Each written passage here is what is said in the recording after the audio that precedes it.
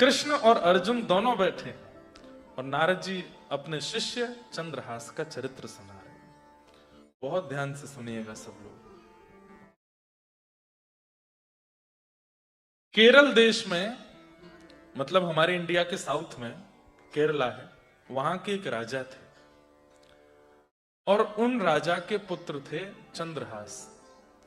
चंद्रहास जी की अवस्था अभी 3 वर्ष की हुई। बहुत परिश्रम से, आशीर्वाद से, देवताओं की कृपा से तो चंद्रहास का जन्म हुआ। 3 वर्ष की अवस्था थी। बहुत सुंदर थे देखने में चंद्रहास। बचपन से ही बिल्कुल गोरे चिट्टे, लाल लाल गाल, कमल जैसे नेत्र, ऐसी सुंदर नासिका, ऐसे सुंदर ओष्ठ, घुंघराले केश।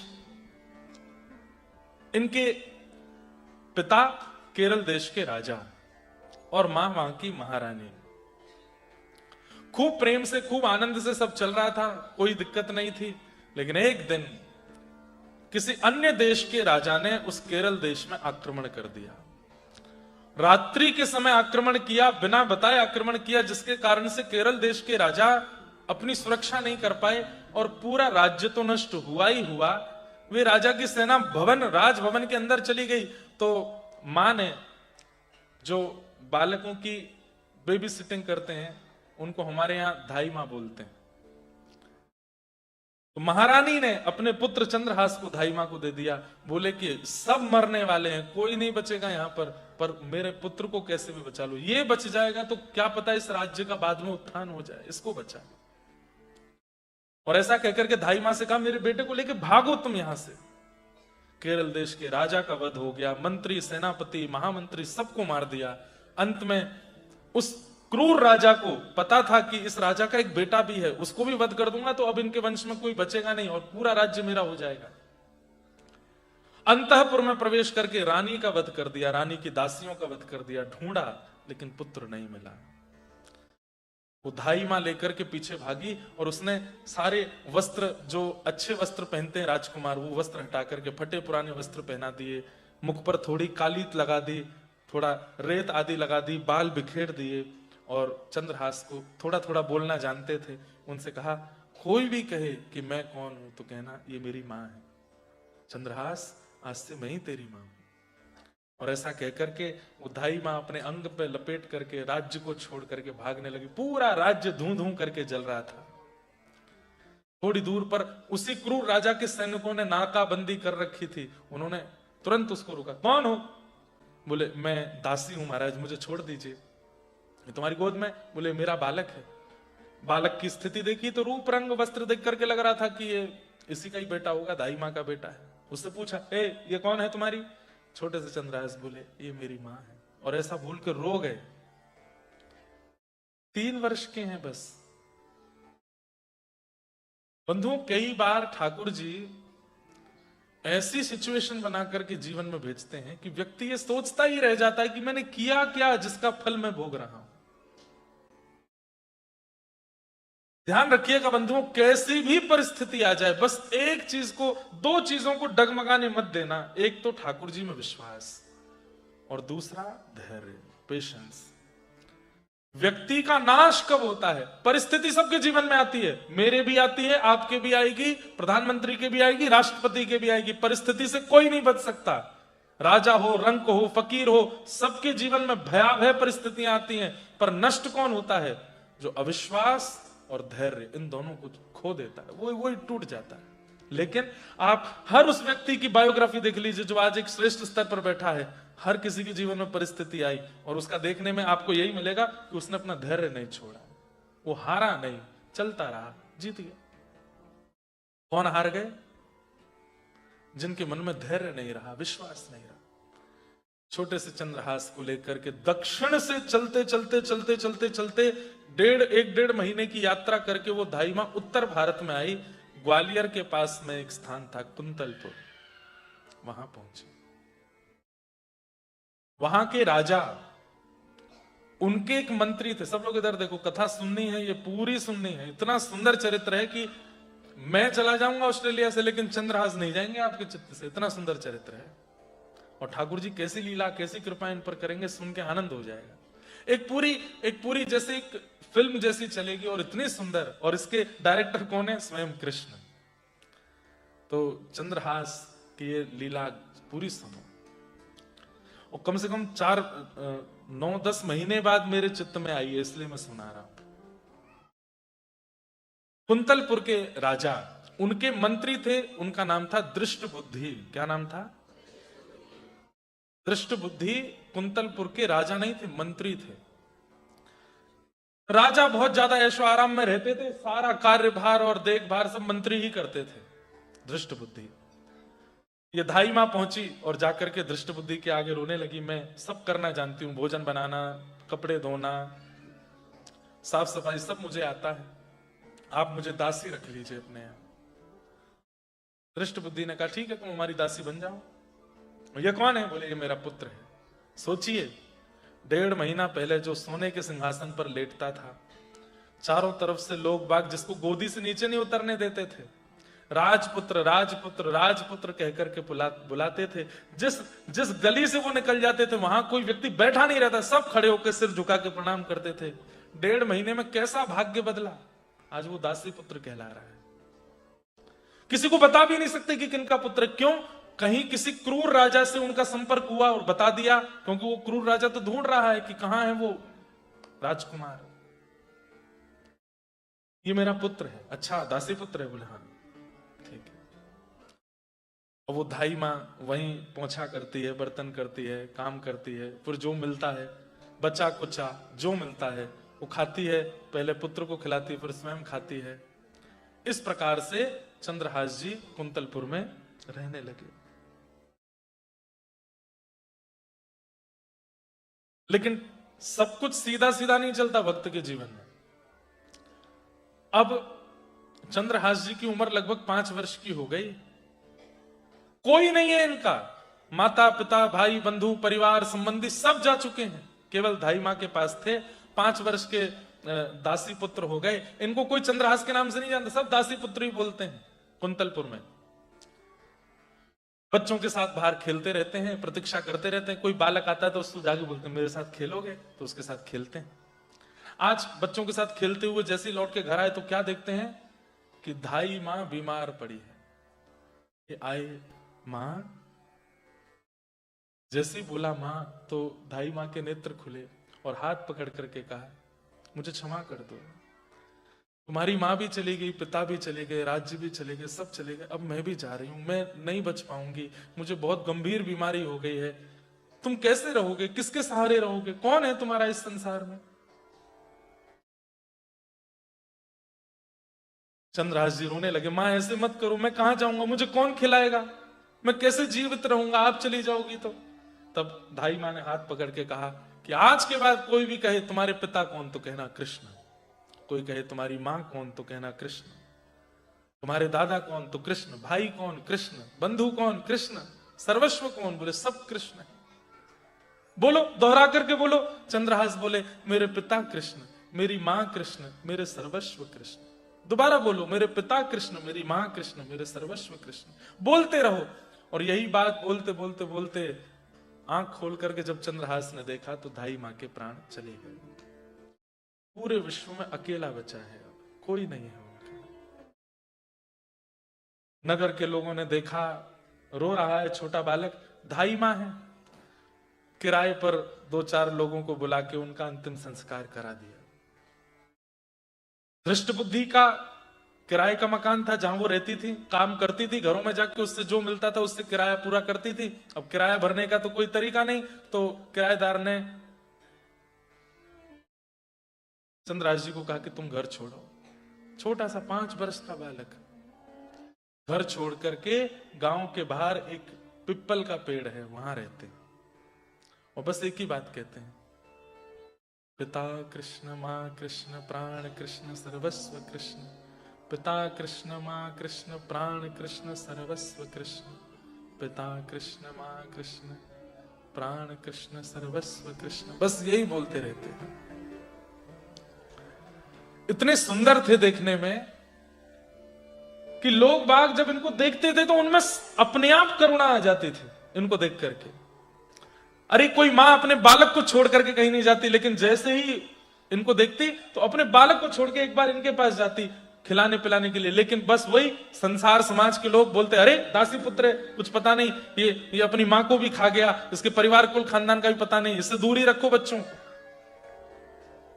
4 दिन में एक बार कभी भोजन मिल जाता था, लेकिन बस पड़े पड़े यही गाते रहते। कभी 4-5 बच्चे आ जाते तो खेल लेते थे उनके साथ। सूरदास जी पद गाते, ऊधो जब टेढ़े दिन आवे, ऊधो जब टेढ़े दिन आवे। ऊधो बहुत अच्छा पद है और बहुत काम का पद है। एक बात सुनना, टेढ़े दिन सबके आएंगे, बचेगा कोई नहीं। जिनके आ गए वो सोच के खुश होके गालो कि हाँ आए थे, और जिनके नहीं आए हैं वो थोड़े घबरा के गालो क्योंकि आने वाले हैं। बचेगा कोई भी नहीं। दुखालयम शाश्वतम, ये संसार दुखालय है, यहां दुख ही मिलता है। आप कहोगे महाराज जी अच्छे बुलाए, आप ब्रिस्बेन है, डरा रहे हो यहां आके हमको। मुझे खुद बताओ, यहां आने के लिए कितने पापड़ बेले थे, लेकिन लगा था कि एक बार पहुंच जाए, वहां जाके सेटल हो जाए, पढ़ाई वढ़ाई हो जाए, डॉलर आने लगेगा, सब ठीक हो जाएगा। क्या ठीक हो गया? कुछ भी नहीं।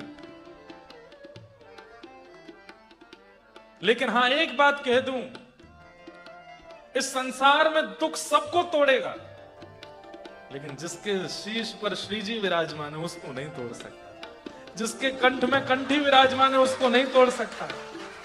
जिसकी जिह्वा पर नाम विराजमान है उसको नहीं तोड़ पाएगा। ऐसा नहीं है कि उसके जीवन में परिस्थिति नहीं आएगी, आएगी, लेकिन वो टूटेगा नहीं। क्यों? हमारे माई श्यामाजू को राज, हमारे माई श्यामाजू को राज, हे हमारे माई श्यामाजू को राज, हमारे माई श्यामाजू को राज। हमारे ऊपर किशोरी जी विराजमान है, जीभ पर किशोरी जी विराजमान है, हृदय में किशोरी जी विराजमान है। परिस्थिति तो आएगी, तोड़ेगी भी, लेकिन टूटोगे नहीं, रोगे नहीं, विचलित नहीं होगे। लेकिन टेढ़े दिन सबके आएंगे। सूरदास जी गा रहे, ऊधो जब टेढ़े दिन आवे, ऊधो जब टेढ़े दिन आवे, ऊधो जब टेढ़े दिन आवे, ऊधो जब टेढ़े दिन आवे, जब टेढ़े दिन आवे,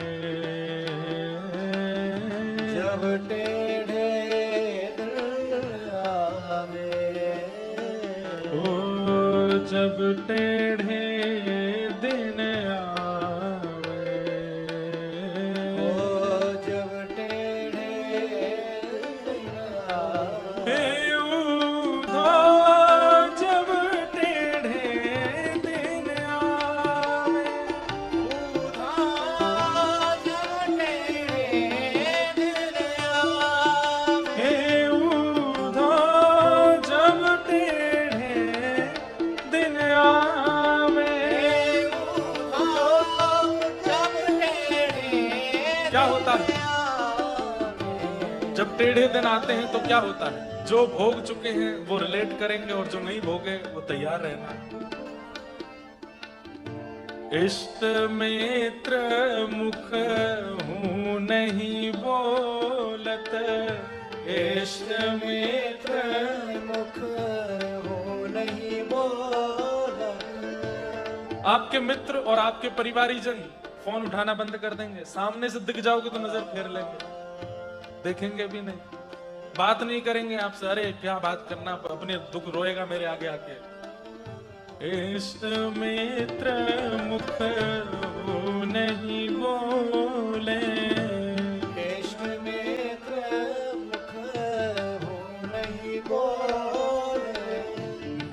देखत नैन चुरावे हो, देखत नैन चुरावे। और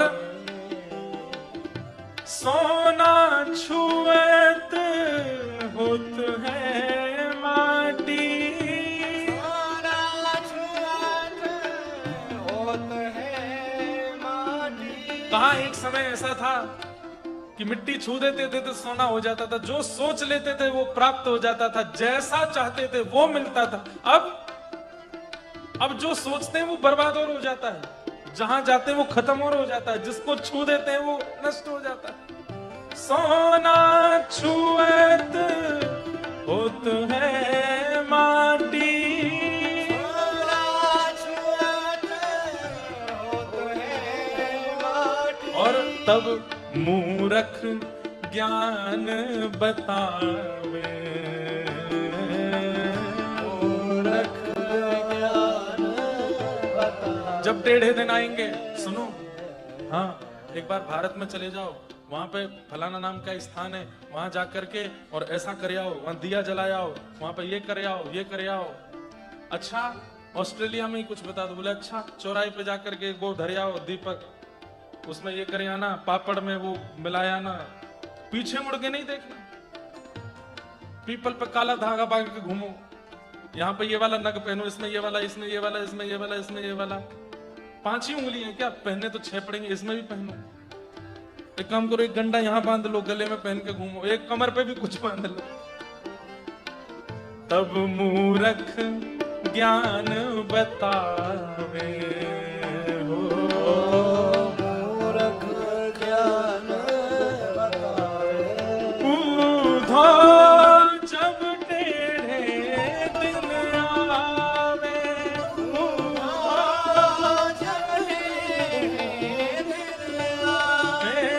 बूढ़ा जब टेढ़े दिन आवे, बूढ़ा जब टेढ़े दिन आवे। असल बात क्या है, अपनो अपनो भाग्य सखीरी, अपनो अपनो अपनो भाग्य सखी। हे काको दोष लगावे, ओ काको दोष लगावे। अरे मेरा तो 1 मिलियन का फायदा होने ही वाला था, ये रमेश आ गया बीच में, उसने आकर के ये टांग अड़ा दी, तभी मेरा काम रुक गया। मेरा तो ये काम हो ही जाना था, मेरी पत्नी ने रोक दिया मुझको, मेरा तो ऐसा हो ही जाना था, पर ये हो गया। ये हम कार्य बिगड़ जाने के बाद, हारने के बाद, अनुपलब्धि प्राप्त करने के बाद में फिर सोचते हैं किसके कारण हुआ। अरे कभी खुद के लिए नहीं सोचा कि तुम ही अयोग्य हो, नहीं हो पाया तुमसे, इसकी वजह से नहीं हुआ, ये मैंने कह दिया था तो नहीं हुआ, ये नहीं हुआ। अपनो अपनो भाग्य सखीरी, अपनो अपनो भाग्य सखी। काको दोष लगावे, काको दोष लगावे। बहुत सुंदर बात। हे सूरदास विधि ना के आगे, सूरदास विधि ना के आगे। छिन भर टरहु न पावे,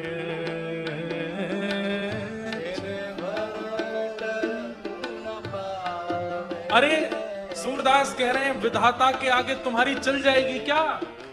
वो जो करना चाहते हैं, जो देना चाहते हैं, जो सोच लेंगे वो होगा होगा होगा। किसी को दोष लगाने से, कुछ कहने से, हाथ पैर मारने से कुछ नहीं होने वाला है।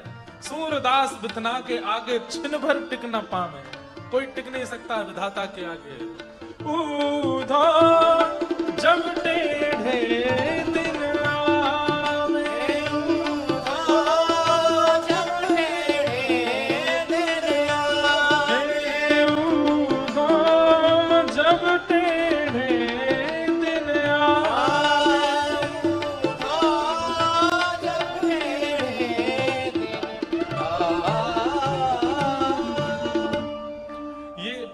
गोपियां गा रही हैं। जब उद्धव जी उनको समझाने गए, भगवान कृष्ण वृंदावन से मथुरा चले गए, सालों बाद उद्धव को भेजा कि जाओ गोपियों को समझा के आओ, वो मेरी याद में बहुत रोती है।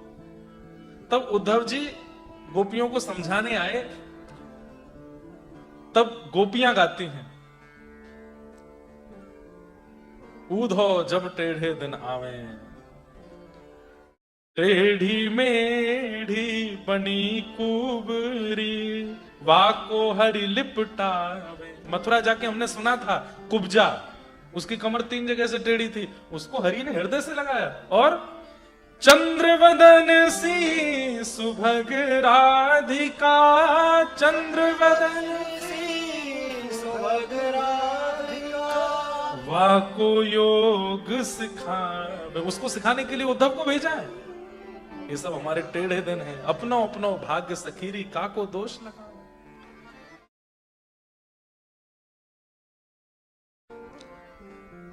चंद्रहास जी अकेले, कोई दे जाता है तो खा लेते हैं, नहीं तो पड़े रहते हैं। प्राण कृष्ण, जीवन कृष्ण, सर्वस्व कृष्ण, मां कृष्ण, पिता कृष्ण। इतने सुंदर हैं चंद्रहास जी की सबको लगता है कि इसके माता पिता कैसे नहीं होंगे। अब कोई नया व्यक्ति आता, अरे अरे बालक यहां कहां घूम रहे हो, तुम्हारे पिता कहां हैं? पिता कौन? मेरे पिता कृष्ण। अच्छा, मां कौन है? बोले मां भी कृष्ण। घर बार कहां है तुम्हारा? बोले सर्वस्व कृष्ण है। ऐसी बात बोलते तो गृहस्थी लोग तो छोड़ के चले जाते, पर कभी संत महात्मा साधु आ जाते, जब ये बात सुनते तो फिर उनको अपने झोले में से कुछ निकाल के खिला देते, थोड़ी देर अपने पास बैठा लेते, वस्त्र पहना देते, कभी अपने कमंडल से जल पिला देते, उनको करताल दे देते, बजा के कीर्तन कराते। चंद्रहास जी का ऐसा स्वरूप। जब कोई नहीं मिलता था तो प्राण कृष्ण, जीवन कृष्ण, मां कृष्ण, पिता कृष्ण ऐसा कहकर के बोलते थे। एक दिन आकाश मार्ग से श्री नारद जी महाराज जा रहे थे और तभी नारद जी ने देखा कि एक पीपल वृक्ष के नीचे छोटा सा बालक पिता कृष्ण, मां कृष्ण, जीवन कृष्ण से ऐसा बोल रहा है। एक बात याद रखिएगा बंधुओं, हमारे गुरु ने हमको तिलक दिया, हमारे गुरु ने हमको मंत्र दिया, हमारे गुरु ने हमको विधि दी। अब गुरु जी तो देके चले गए, शिष्यगण क्या करते हैं, कुछ दिन उस नियम का पालन करने के बाद फिर भूल जाते हैं, फिर नहीं करते, मंत्र भी नहीं करते, तिलक भी धारण नहीं करते, नियमों का पालन भी नहीं करते। इन सब का अपराध गुरु जी को लगता है। हमको तो कभी कभी छींक आती है तो मुझे लगता है आज कोई वैष्णव बालक ने तिलक नहीं लगाया होगा। कभी कभी सिर दर्द होता है, मैंने कहा अरे भाई कौन क्या खा रहा है। लेकिन आप सब एक बात याद रखना, हर वैष्णव के घर में वैष्णवी दीक्षा होने के बाद, चतुर वैष्णव संप्रदाय में दीक्षित होने के बाद, गुरु मंत्र प्राप्त होने के बाद, हर घर की स्थिति को नारद जी देखने जरूर जाते हैं। ये नियम कर रहा है कि नहीं, सेवा कर रहा है कि नहीं, भाव से है कि नहीं, कुभाव तो नहीं है, अविश्वास तो नहीं है। और जब नारद जी देख लेते हैं नित्य नियम से रहता है, नित्य भाव से रहता है, सब कुछ बहुत बढ़िया, सेवा भी बहुत बढ़िया चल रही है, अपना काम भी संभाल लेता है, सेवा भी संभाल लेता है, भोग प्रसादी भी 1 नंबर चल रही है, तब नारद जी ही ठाकुर जी की तरफ जाकर के उसकी फाइल लगाते हैं, इससे मिलो, बहुत अच्छा है, आपका नाम गाता है, खूब सेवा करता है, नित्य तिलक धारण करता है, नित्य इतने कठिन ऑस्ट्रेलिया देश में रहने के बाद भी आपका नाम नहीं छोड़ता है, ऐसे सुंदर सुंदर पकवान बनाता है। नारद का मतलब कौन? जिनकी बात को भगवान भी रद्द ना कर सके, वो है नारद। नारद जी ही आपकी फाइल पहुंचाते हैं, फिर ठाकुर जी मन बना के आप पर कृपा करने आते हैं। चाहे भक्तिमती मीराबाई हो, सूरदास हो, कुंभन दास हो, सबके वार्ता नारद जी ने ही ठाकुर जी से जाके कही। इसलिए वैष्णव होने के बाद में डरा कीजिए, कोऑर्डिनेटर राउंड पर घूमते रहते हैं।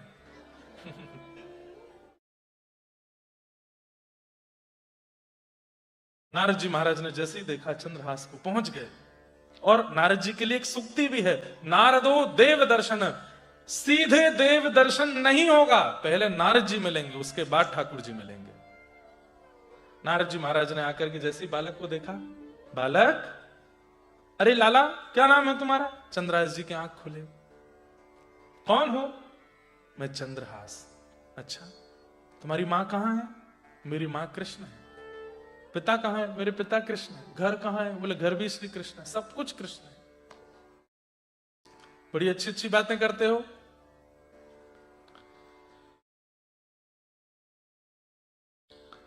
नारद जी महाराज प्रसन्न हो गए और चंद्रहास के पास बैठ करके उनके सारे लक्षणों को देख करके मन बना लिया नारद जी ने कि ये तो ठाकुर जी का परम अधिकारी है।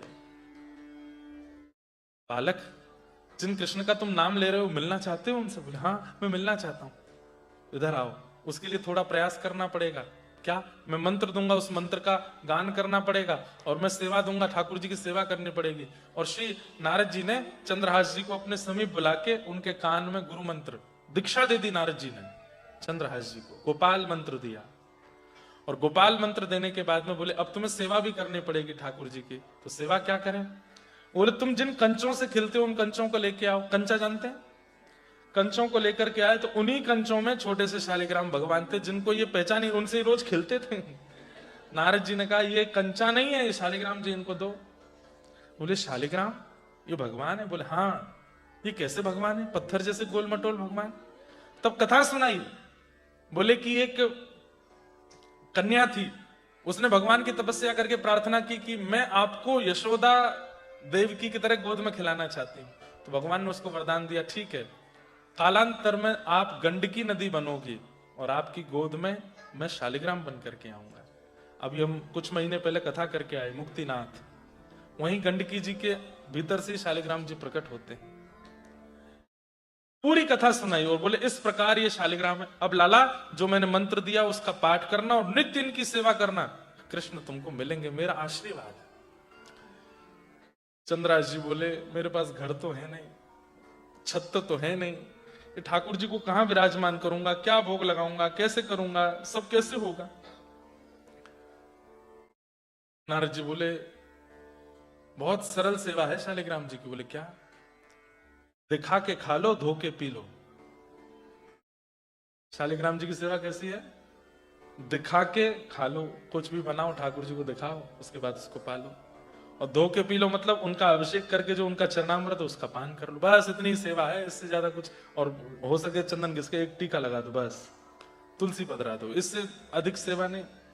पर हाँ, करने वाले यज्ञोपवीत धारण करने वाले होने चाहिए, शिखा होनी चाहिए, गायत्री करने वाले हों। बाकी सेवा में और ज्यादा विधान नहीं, करने वाला योग्य होना चाहिए बस। बोले मैं इनको कैसे करूंगा, क्या करूंगा, मेरे पास घर तो है नहीं, कुछ भी व्यवस्था नहीं है, मैं कैसे करूंगा इनकी सेवा? नारद जी बोले मेरा काम तुमको मंत्र देना और सेवा देना था, अब करोगे कैसे तुम जानो। आपने क्या कहा? दिखा के खा लूं और धो के पी लूं। बोले हाँ। सोई चंद्रहास ने छोटे से शालिग्राम जी मुंह में रख लिए और अपने साइड वाले गाल में रख करके बोले अब हो जाएगा, जो भी पीऊंगा धुल करके पेट में जाएगा, जो भी खाऊंगा दिख करके पेट में जाएगा। नारद जी महाराज से पकड़ के बोले हे भगवान कैसा? शालिग्राम जी खा गया। लेकिन नारद जी को इतना प्रेम उमड़ा चंद्रहास पर, इतनी दया आ गई, अधिकार दे दे। बोले ठीक है, लेकिन रोज रोज नहीं, जब कहीं जाओ लगे कि पीछे से कोई ले ना जाए तो रख लिया करो। तो चंद्रहास जी अपने मुंह में शालिग्राम जी रखते थे। कई बार ना बहुत भोले लोग जो होते हैं, बहुत सीधे भक्त जो होते हैं, बहुत भोंदू जो होते हैं, उनके लिए बहुत नियम नहीं बनाते ठाकुर जी। ये नियम तो मेरे और आप जैसे चतुर शिरोमणियों के लिए होते हैं, जो भयंकर चतुर हैं, धन कमाने में पीछे नहीं, कुछ खाने में पीछे नहीं, किसी के साथ छल कपट करने में पीछे नहीं, उनके लिए सारे नियम बनाते हैं ठाकुर जी। सुबह 4 बजे सेवा करोगे तो ही तुमको फल मिलेगा, पवित्र रहोगे तो ही तुमको फल मिलेगा, ऐसे करोगे तो ही लेकिन जो बहुत सीधे होते हैं, सरल होते हैं, बिल्कुल भोंदू होते हैं, जिनको छल कपट आता ही नहीं है, झूठ बोलते ही नहीं है, ऐसे लोगों की ना सामान्य सी सेवा में भी ठाकुर जी कहते कोई नियम नहीं है तुम्हारे। कर्मा बाई के लिए बोलते तू बिना नहाए धोए ही खिचड़ी बना, मैं आऊंगा खाने। और हमारे लिए पहले चूल्हा का पूजन करो, पात्र का पूजन करो, सामग्रियों का पूजन करो, सब में प्रणाम करो, फिर उसके बाद में उसको गोपाल मंत्र से अभिमंत्रित करो, उसमें तुलसी पधराओ, पधरा करके ठाकुर त्वदीयम वस्तु गोविंद तुभ्यमेव समर्पयेत ग्रहणमुखो प्रसीद परमेश्वर। उसके बाद भी ठाकुर जी केवल दर्शन करते हैं, पाते नहीं, दृष्टि भोग लगाते हैं। कर्मा भाई, उसके यहां जाके ठाकुर जी हाथ पसार के कहते जल्दी कर्मा, जल्दी दे मां। महाप्रभु जगन्नाथ आज भी कर्मा की खिचड़ी प्रसिद्ध है वहां पर। तो ये बात हेंस प्रूव्ड हो गई है कि बहुत सीधे जो होते हैं, सर जैसे छोटे बच्चे हैं जो यहां घूम रहे हैं, ऐसा स्वभाव जिस 25 वर्ष से 30 वर्ष 40 वर्ष 50 वर्ष की व्यक्ति का ऐसा स्वभाव मतलब ऐसे नहीं लॉलीपॉप लेते घुमाए और इधर गिरे उधर गिरे, इस पर रो जाए बिखर जाए। स्वभाव मतलब वो सीधे कितने होते हैं। छोटा बच्चा जोर से गिर जाता है, बहुत जोर से लग जाती, लाल पड़ जाता है मुंह, तभी माँ क्या कहती है, झुंझुना लेके देख देख देख, अरे देखो कुछ नहीं हुआ, पिट्टी हो गई, हाँ इसने मारा, जमीन ने मारा, ले पीट दिया। वो बालक खुश हो जाता है, मारा इसने, अपना दर्द भूल जाता है, झुंझुना पे दर्द भूल जाता है, टॉफी पे दर्द भूल जाता है। झूठ बोल दो कल मेला में लेके जाएंगे तो सो जाता है। अच्छा आपको चॉकलेट खानी है, बोला हाँ जल्दी से दवाई खा लो फिर देंगे, दवाई खा लेता है बेचारा, फिर चॉकलेट के लिए रोता रहता है, माँ देती नहीं। झूठ बोल दो, मतलब उसका स्वभाव कैसा है, सहजता में प्रसन्न होना, सब पर विश्वास कर लेना, अपनी बुद्धि विवेक से ज्यादा चतुराई ना रखना, सब में गुण देखना, सब अच्छे हैं संसार में, कोई बुरा नहीं है। जब बालक छोटा होता है तो कभी किसी दीनहीन को देखता है तो कह देता है माँ ये ऐसे क्यों है, इसको कुछ खाने को दे दो, इसको कुछ पीने को। वही बालक जब 22-23 का हो जाता है किसी पे दया नहीं आती उसको। फिर मतलब जिनके स्वभाव में बालवत प्रीति है उनके लिए कोई नियम नहीं है संसार, वो कुछ भी कर सकते हैं। पर मेरे आप जैसे चतुर जब हो जाते हैं तो ठाकुर जी फिर नियमों में ही हमको देखते हैं, नियम करेगा तो मैं मिलूंगा, नहीं तो नहीं मिलूंगा। चंद्राज जी मुंह में रखते हैं शालिग्राम जी को। अब कंचों का ही एक सुंदर सिंहासन बना लिया, उस पर ठाकुर जी को रखते हैं। कभी वहीं घरों में चले जाते हैं, बोले मुझे 2 रोटी दे दीजिए, मैं अपने लिए नहीं मांग रहा हूं, अपने ठाकुर जी के लिए मांग रहा हूं। तो घर की माताएं बोलती कहां है तेरे ठाकुर जी, लेके जाते छोटे से शालिग्राम भगवान। बोले कुछ दिन तक पहले तक तो इनसे खेलता था, अभी तेरे भगवान होगा। बोले मेरे को नहीं पता था, गुरुदेव ने मेरे नेत्र खोल दिए। आप रोटी दे दो, मैं भोग लगा के आपको ही दे जाऊंगा, मैं नहीं पाऊंगा। रोटी दे देते तो ठाकुर जी का भोग लगा के वापस उनके घर में करने जाते, बोले आपका भोग लग गया, आप लोग पा लेना। वो दया करके कहते अरे अब तू ले जा, 2 रोटी तो है तू खा लेना। ऐसे चंद्रहास जी जीते हैं। बच्चे कभी आ जाते हैं तो खेलते हैं, कीर्तन खेलते हैं, कीर्तन करते हैं। ऐसा जीवन चंद्रहास जी का चल रहा है। तभी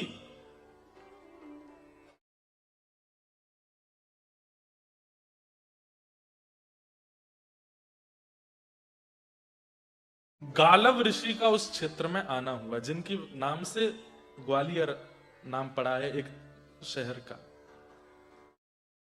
गालव ऋषि का स्वरूप ऐसा था, वो किसी का भी रूप देख के भविष्य बता देते थे, किसी को भी छू करके उसके पूर्व के जन्म आगे के जन्म सब कुछ बता देते थे। धृष्ट बुद्धि मंत्री को जब पता चला कि गालव ऋषि आए हैं तो दौड़ा दौड़ा गया और गालव ऋषि को अपने राज्य में पूरा राज सम्मानित करके हुए उनको लेकर के आए, अपने घर में लाए, चरण धोए, माला पहनाई, प्रणाम किया, पूजन किया। बंधु देखो, स्वार्थ से जो आचार्यों को घर बुलाता है ना, कल्याण उसका नहीं होता। इनके घर में मेरे चरण पड़ जाएंगे तो मेरे काम बढ़िया चलने लगेंगे, ये मेरे घर में चरण फेर जाएंगे तो मेरा सब ठीक हो जाएगा। बुरा नहीं मानना, मुझको भी कई लोग ले जाते हैं, दुकान में ले जाएंगे, हमारी कुर्सी पे बैठ जाओ एक बार। मैंने बैठने से होगा क्या, बैठ तो जाओ आप एक बार, हमारे घर के कोने कोने में चरण फेरे आओ। एक जगह तो हद ही हो गई, बाथरूम में भी ले गए, बोले यहाँ पे। मैंने कहा इधर क्या करना है। इसलिए मैं घर में जाना बंद कर दिया। विदेश आते हैं तो यहां तो चले जाते हैं, भारत में मैं कम जाता हूं। फिर वो स्वार्थ दिखता है ना कि भाई ये तो ये सोचते हैं कि कुछ है इनके पैरों में, कुछ है इनके पास, ये बैठ जाएंगे कर जाएंगे, हमारी कमाई होती चले। ऐसा नहीं। हमारे बच्चे के सर पे हाथ फेर दो। मैंने क्यों, परसों इसका एग्जाम में पास हो जाए। मैंने पढ़ा है कि नहीं ये पूछो पहले, मेरे हाथ फेरने से पास होगा?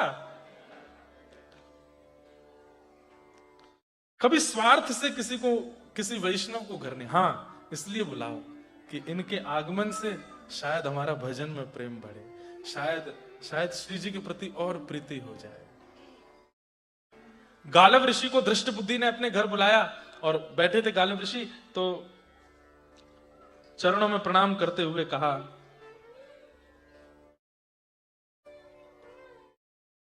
महाराज मेरे परिवार पर थोड़ी दृष्टि डाल के बताइए ना सब ठीक है कि नहीं। गालव ऋषि बोला हाँ सब बढ़िया है। बोले आप सब छोड़िए, मुझे उनकी एक पुत्री थी, उसका नाम था विषया। क्या नाम था? और उनका एक पुत्र था, पुत्र का नाम था माधव, दृष्ट बुद्धि मंत्री के। बोले मुझे मेरी चिंता नहीं है, मेरे पुत्र की चिंता भी नहीं, पर मेरी बेटी अब बड़ी होती जा रही है, इसके बारे में बता दीजिए कि बस इसका इसका भविष्य कैसा होगा, इसका पति कैसा होगा, सब चीज थोड़ा बता दीजिए, बस मैं उसकी चिंता से मुक्त हो जाऊं। पिता की एक ही चिंता रहती है, बेटी का सब मंगल रहे। तो गालव ऋषि ने बुलाया और विषया को सामने बुला करके बैठे, उसको देखा, देख करके बोला बहुत उत्तम भविष्य है तुम्हारी बेटी का। बोले अच्छा,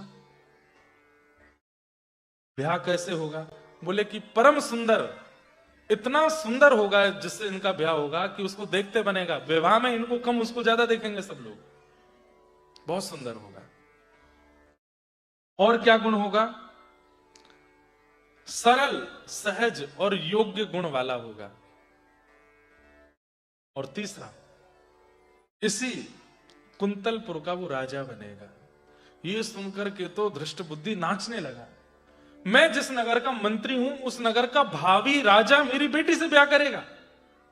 अरे महाराज, गालव ऋषि के चरण में पड़ गया, चंदन लगावे, कभी दक्षिणा लाके देवे, सोने के आभूषण पहनावे। वाह महाराज जी, आपने तो कृपा, मतलब मेरी पुत्री कुंतलपुर की महारानी होगी। बोला हाँ, ये राजा से ब्याह करेगी। दृष्ट बुद्धि की पत्नी बैठी थी, बोले कि महाराज जी, संसार में सब में गुण ही नहीं होते, अवगुण भी होते हैं, कुछ अवगुण भी बता दीजिए। तो गालव ऋषि कहते हैं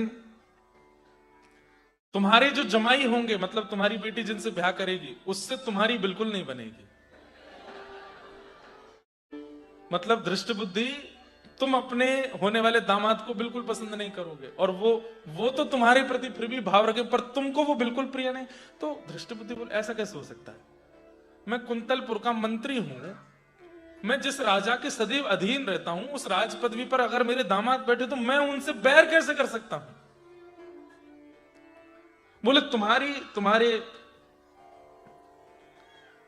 दामाद से बनेगी नहीं। दूसरी बात, तुम्हारी बेटी के विवाह में एक अड़चन आएगी, और वो अड़चन तुम ही होगे, तुम ही नहीं होने दोगे ब्याह। पूरे प्रयास करोगे, एड़ी से चोटी तक जितनी ताकत लगा सकोगे अपनी बेटी के ब्याह को रोकने की, सब करोगे तुम। अब परिवार के सब लोग दृष्ट बुद्धि को देखें। दृष्ट बुद्धि बोले मुझे तो समझ ही नहीं आ रहा, ये आप कैसी बात कर रहे हैं? गुण और अवगुण का मेल ही नहीं हो रहा है। आपने जो गुण बताए वो अवगुणों से मिल नहीं रहे हैं।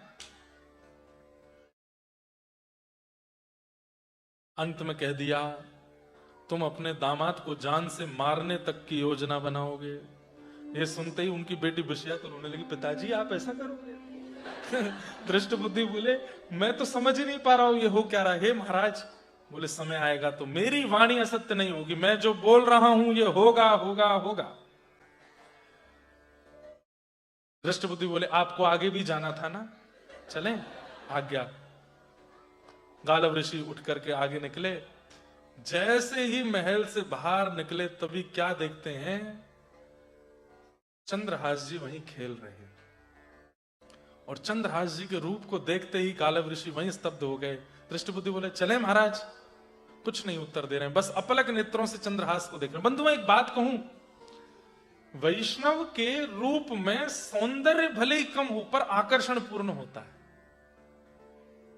वो भले ही हमारे जैसी क्रीम पाउडर नहीं लगाते होंगे, पर वैष्णव का रूप आकर्षण ऐसा होता है कि एक बार कोई देख लेता है तो उसके चित्त में भी विकार होते हैं ना, तो वो विकार नष्ट होने लगते हैं।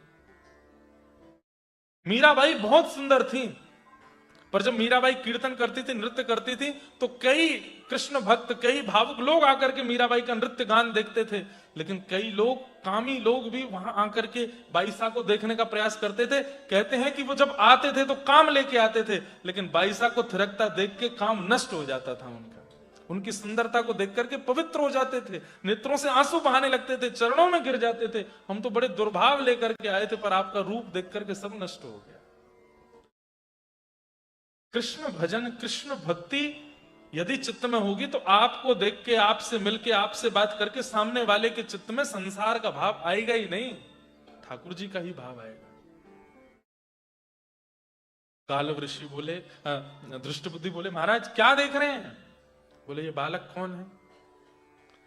तो दृष्ट बुद्धि तो जानते ही नहीं, मंत्री कहां जाने कौन दासी पुत्र क्या, बोले पता नहीं महाराज कौन है, ऐसे घूमता रहता। तो दृष्ट बुद्धि का बेटा माधव आया, पिताजी भूल गए ये बालक कौन है? बोले कौन? अरे केरल देश की एक दासी आई थी हमारे घर में, बचपन में काम करती थी, जब ये बहुत छोटा था उसके प्राण चले गए थे। हाँ हाँ हाँ हाँ, एक दासी आई थी। बोले हाँ ये उसी का ही बेटा है, दासी पुत्र है। महाराज दासी पुत्र है, कोई विशेष बात? गालव ऋषि हंस करके बोले एक दिन कुंतलपुर का राजा बनेगा ये।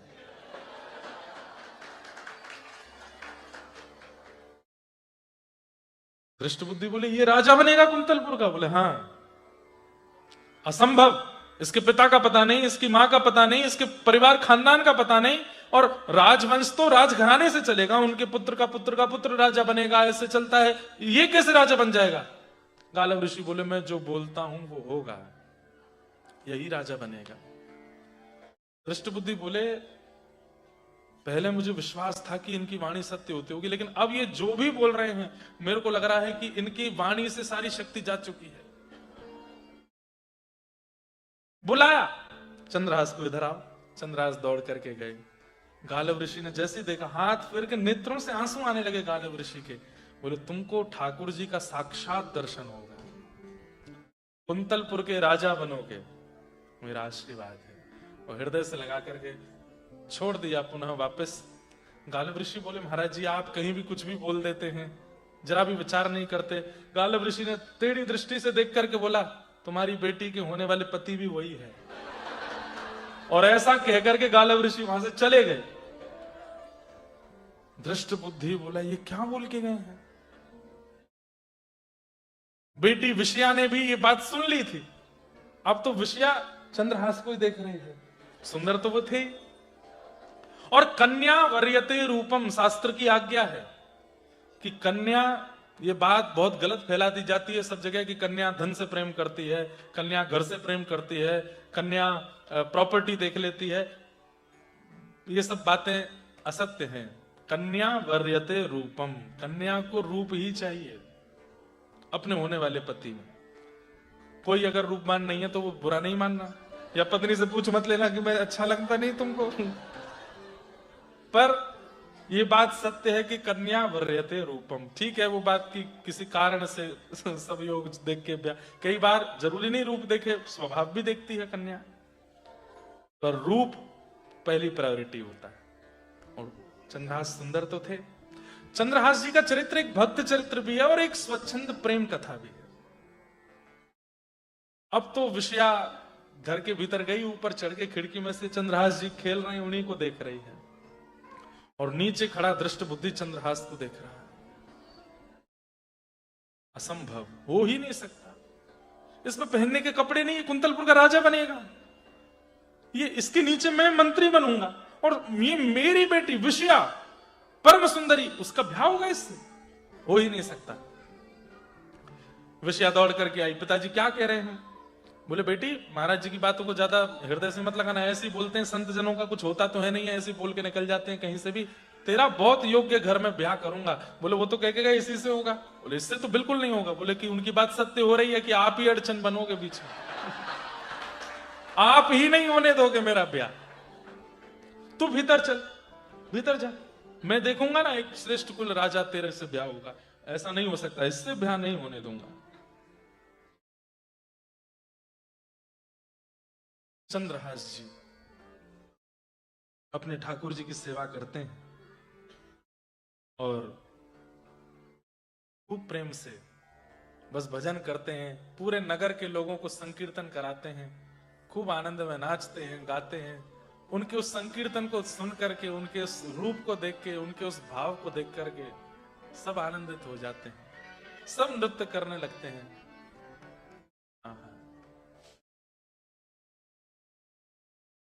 सैनिकों को कहा तो सैनिक बोले ये काम सरकारी है या गैर सरकारी? तो दृष्ट बुद्धि बोले गैर सरकारी काम, किसी को पता नहीं चलना चाहिए कि तुमने उस बालक को मारा।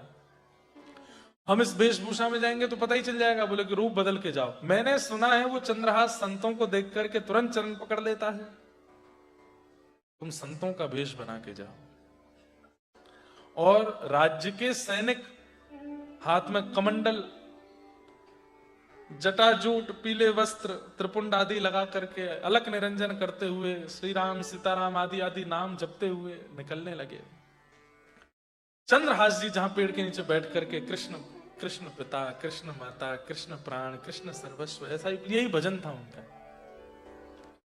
जैसे ही निकले, संतों को जाते हुए देखा, चंद्रहास जी ने तुरंत उनका मार्ग रोक लिया। अरे अरे अरे, जय हो भगवान, प्रणाम स्वीकार करें, दंडवत प्रणाम। एक एक महापुरुष को दंडवत प्रणाम, लेट लेट करके प्रणाम कर रहे हैं। वे जो सैनिक चंद्रहास जी को मारने गए थे, चंद्रहास जी को देखते ही छोटे छोटे हाथ, छोटे छोटे चरण, ऐसी सुंदर मुस्कान, और जैसे वो प्रणाम कर रहे थे, उनके नेत्रों में एक अलग प्रकार का आकर्षण था चंद्रहास जी के। क्यों? ऐसे भक्तों के चित्त में ठाकुर जी बैठ जाते हैं आके, इसलिए वो आकर्षक लगने लगते हैं, आकर्षित लगने लगते हैं।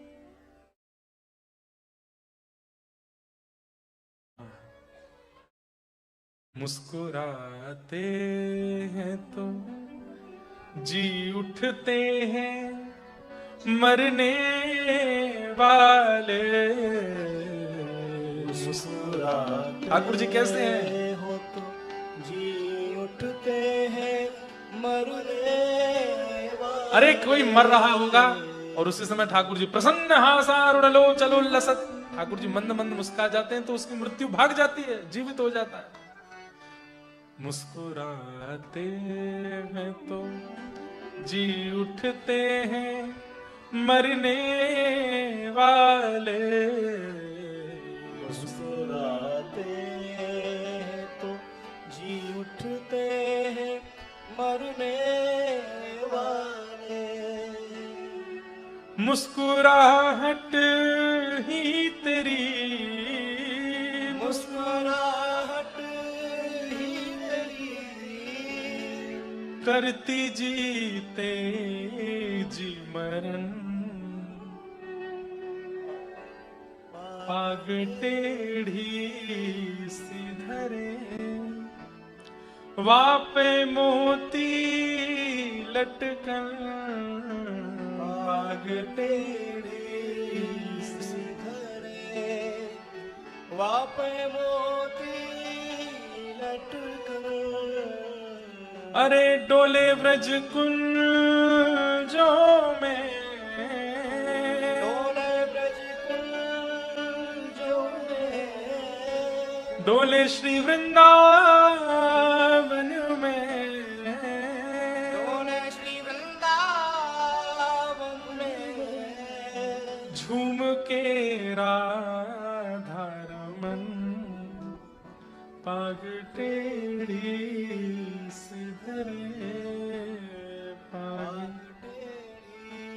ऐसे सुंदर श्याम सुंदर जिस भक्त के चित्त में आ जाते हैं वो सुंदर दिखने लगता है।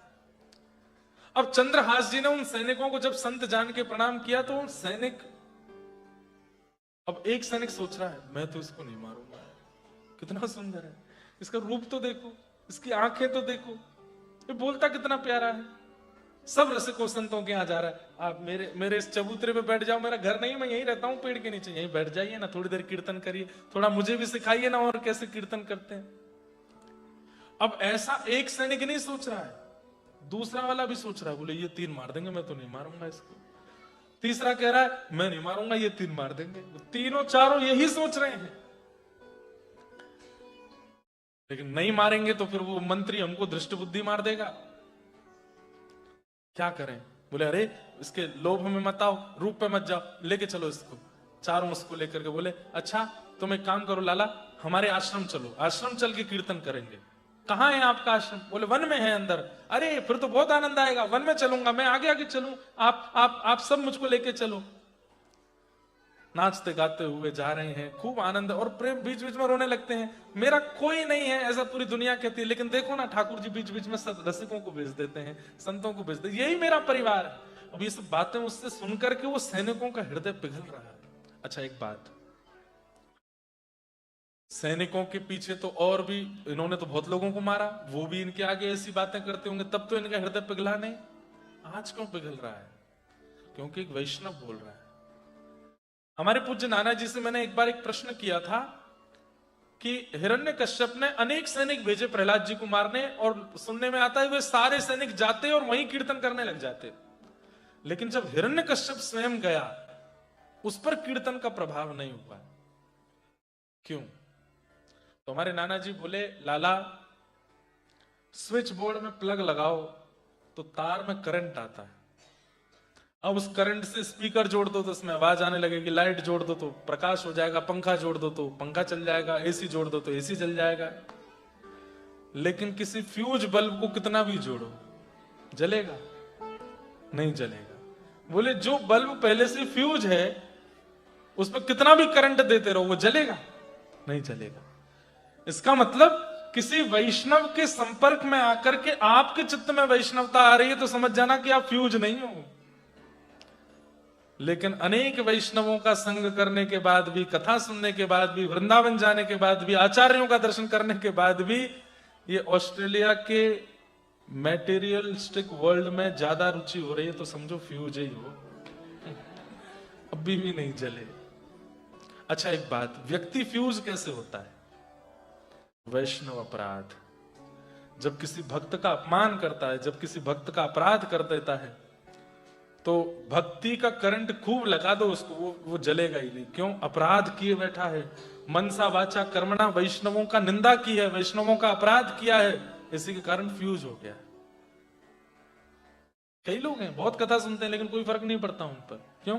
फ्यूज बैठे। इसलिए ये 2 दिन की कथा के बाद तीसरे दिन पूछना, फ्यूज तो नहीं हूं मैं? क्यों? मंडे आवे ट्यूसडे आवे तो भी कथा की याद आ रही, कितना सुंदर चरित्र चंद्रहास जी का, कितना बढ़िया। और फिर मन हो अब कहाँ है कथा महाराज जी की? बोले अब सिडनी गए हैं, और चलो यार सिडनी चल रहे हैं, वहां कथा सुनेंगे बढ़िया प्रेम से जाके।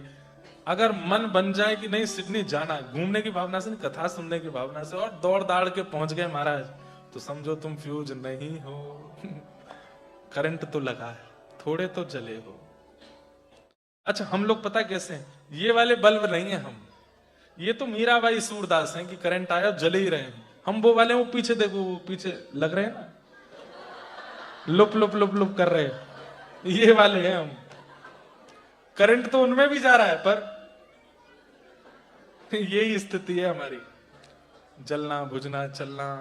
कभी तो खूब तेज तेज चलते हैं, वो कभी धीरे धीरे चलेंगे। लेकिन ठीक है, ठाकुर जी के संसार रूपी पृथ्वी की सुंदरता, कई बार सुंदर बनाना होता है घर को, तो यही वाली लाइट लगाई जाती है, ये भी लगाई जाती, वो भी। तो वो सूरदास, कुमनदास, मीराबाई आदि आदि, ये सब संसार में ऐसे बल्ब हैं जिनसे संसार प्रकाशित हो रहा है। पर हम आप सब भी इन लड़ियों की तरह लगे हैं, टिम टिम टिम टिम टिम टिम कर रहे हैं थोड़ी सी। उन सैनिकों के मन में आया हम कैसे मारे। अब जैसे ही उसको वन में ले गए, चंद्रहास जी तो खूब नाच रहे गा रहे थे। चारों सैनिकों ने कहा, अरे ये लोभ, ये मोह क्यों हो रहा है इसके प्रति, निकालो अपना असली रूप धारण करो। और सब ने अपने कमंडल आदि सब फेंक करके और बिल्कुल विकराल रूप में आकर तलवार निकाल ली, धक्का दिया जोर से। चंद्रहास जी गिरे, उठ करके पीछे देखा, घबरा गए। आप सब ऐसे क्यों हो गए? आपके वस्त्र कहां गए? गले की माला, कमंडल आदि सब कहां चला गया? हे महापुरुष, आप सब तो अपने आश्रम ले जा रहे थे, ये आपके हाथों में तलवारें क्यों हैं? हम तुझे मारने आए हैं। चंद्रहास जी बोले, पर क्यों? मैंने तो कुछ भी नहीं किया, आप मुझे क्यों मार रहे हैं? मैंने किसी की यहाँ रोटी नहीं खाई, मैंने किसी के वस्त्र नहीं चुराए, ऐसा मैंने क्या कर दिया जो आप मुझे मारने आए हैं? बोले, हमें नहीं पता तूने क्या किया, पर तुझे मारना है। चंद्रहास जी बोले, अब तो मैं बच भी नहीं पाऊंगा, कोई भी नहीं है, मेरे तो परिवार भी नहीं है, मेरे तो केवल कृष्ण है, प्राण कृष्ण है, जीवन कृष्ण है, पिता कृष्ण, मां कृष्ण है, कम से कम इतना कर दीजिए। बोले, क्या? मेरे माता पिता जो कृष्ण है, एक बार मैं उनको देख लूं, एक बार मुझे उनका दर्शन हो जाए, उसके बाद मैं खुद आ जाऊंगा आपके पास, आप मुझे मार देना। एक हमारे भारतीय संगीत में कभी कभी एक पंक्ति गाई जाती है, कागा सब तन खाइयो, मेरो चुन चुन खाइयो मांस, पर दो नैना मत खाइयो, मोहे पिया मिलन की अरे कागा, तू मेरा सारा तन खा लेना, बस मेरे नेत्र मत खाना। क्यों? अभी तक श्याम सुंदर दिखे नहीं, एक बार वो दिख जाए उसके बाद इन नेत्रों को भी ले जाना।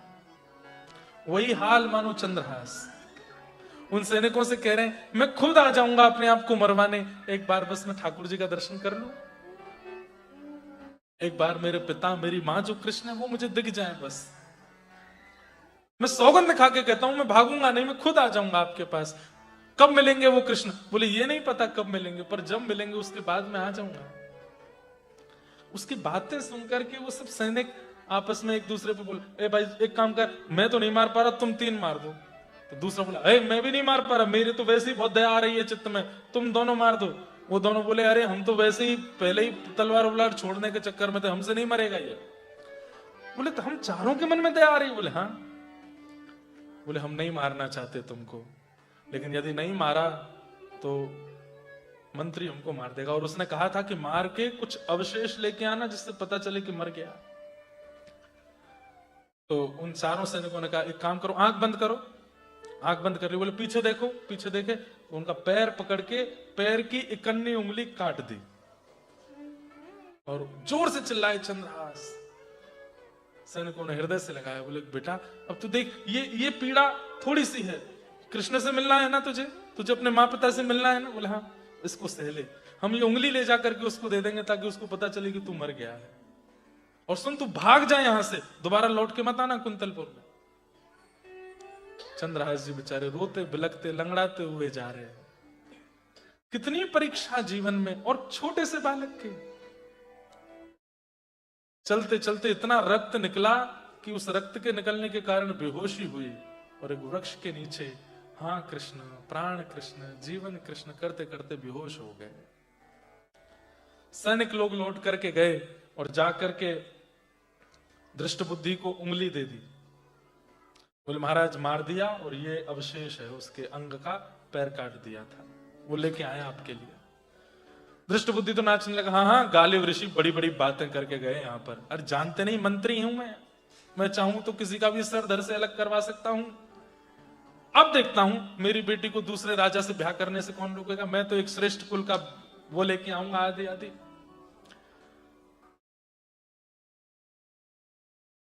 यहां दृष्ट बुद्धि प्रसन्न हो रहे हैं, और वहां चंद्रहास एक पेड़ के नीचे कोसों दूर पड़े हैं।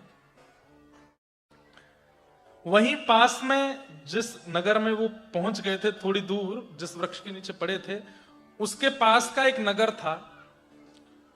वहां के नगर के राजा के कोई संतान नहीं थी, और उनके कुल पुरोहित ने एक अनुष्ठान कराया, और अनुष्ठान कराते हुए कहा कि राजन तुम्हारे गर्भ से तो कोई, पत्नी के गर्भ से तो कोई संतान नहीं होगी।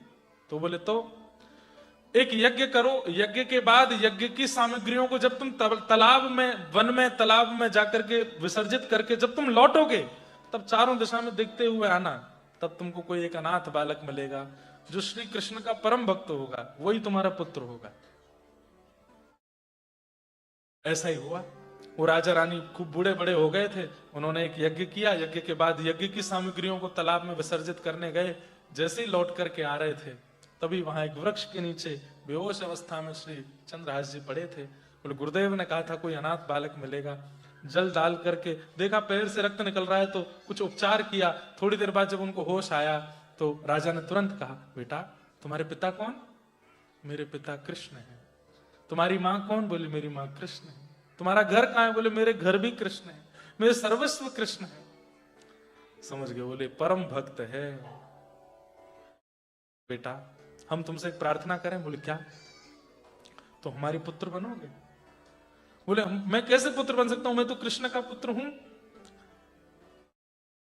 बोले तुम कृष्ण के पुत्र हो ये बात हम मानते हैं, पर तुमको उनके लिए घर भी तो चाहिए, आसन भी तो चाहिए, तुम्हारे सेवा के शालिग्राम जी तुम्हारे हाथ में लगे, इनके लिए भी तो सब व्यवस्था चाहिए। बोले हाँ तुम्हारी पूजा पाठ की सारी व्यवस्था हम कर देंगे, रहने खाने पीने की सारी व्यवस्था हम कर देंगे, बस तुम हमको गलती से माता पिता बोल दिया करना, तुम्हारे भजन में हम विक्षेप नहीं डालेंगे, और तुम बस हमको माता पिता मान लेना। बोले ठीक है। और ऐसा कहकर चंद्रहास जी उस राजा के साथ चले गए, और पूरे राज्य को इकट्ठा करके अगले दिन राजा ने घोषणा की, दूसरे नगर का राजा, अभी कुंतलपुर के राजा बनेंगे, कैसे बनेंगे वो मैं कल सुनाऊंगा। राजा ने घोषणा करते हुए कहा कि अब आप सब लोगों को घबराने की आवश्यकता नहीं, आप सब चिंतित थे कि हमारे राजा का कोई वंशधर नहीं है, पर मुझे मेरा वंशधर मिल गया, मैं आज उसका राज्य अभिषेक कर रहा हूं। और तभी सिंहासन पर बैठा करके श्री चंद्रहास जी का अभिषेक करते हुए पूरे राज्य को उन्होंने अपना वंशधर बता करके घोषणा कर दी। इस प्रकार से श्री चंद्रहास जी एक राजा के राजकुमार बने। गोल्ड कोस्ट में रोलर कोस्टर है, लेकिन इतनी खतरनाक रोलर कोस्टिंग कहीं नहीं हो सकती जैसी ठाकुर जी जीवन में चलाते हैं। कई बार कई लोगों के, केरल देश में जन्मा, राजकुल में जन्मा, दासी पुत्र हो गया, पेड़ के नीचे रहने लगा और अब जाकर के फिर से कहीं का राजा बन गया। अभी राजकुमार बने, राजा तो कल बनेंगे। तो अब इसके आगे का जो प्रसंग है, क्योंकि मैं प्रारंभ करूंगा तो मुझे पूरा ही करना पड़ेगा, तो वो मैं कल सुनाऊंगा। इसके आगे के प्रसंग में कल प्रवेश करेंगे और ठाकुर जी कैसे इनको मिलेंगे। अभी तो इनका विवाह होगा और दृष्ट बुद्धि के जीते जी होगा, कैसे होगा, कैसे ठाकुर जी। और ये कथा सुनकर के ठाकुर जी खूब प्रसन्न हो रहे हैं। अर्जुन बार बार ठाकुर जी को प्रणाम कर रहा है, जय हो, क्या रचना करते हो, किसी किसी के जीवन की कैसी रचना करते हो। ठाकुर जी बोले आगे सुनना, अभी और आनंद आएगा। ऐसे चंद्रहास जी को हम बारंबार प्रणाम करते हैं। उनका पावन चरित्र, शेष चरित्र हम लोग कल सुनेंगे। आप सब लोग लेट मत करना आज की तरह, हाँ? कल समय से आना सब लोग। कल प्रेम और भाव से हम लोग खूब आनंद करेंगे। जगन्नाथ चकानैन। अब ये हमारी हर कथा का विश्राम कीर्तन हो गया। हमारे पूज्य गोवत्स राधा कृष्ण महाराज जी ने ऐसा प्रसाद दिया है पूरे विश्व को। हे जगन्नाथ चकानैन, जगन्नाथ चकानैन, नीलाचल वरे, तू न संभाले तो हमें कौन संभाले। तू न संभाले तो हमें कौन संभाले। तू न संभाले तो हमें कौन संभाले। तू न संभाले तो हमें कौन संभाले। मेरे प्रभु जगन्नाथ चकानैन, जगन्नाथ चकानैन, नीलाचल वरे, तू न संभाले तो हमें कौन संभाले।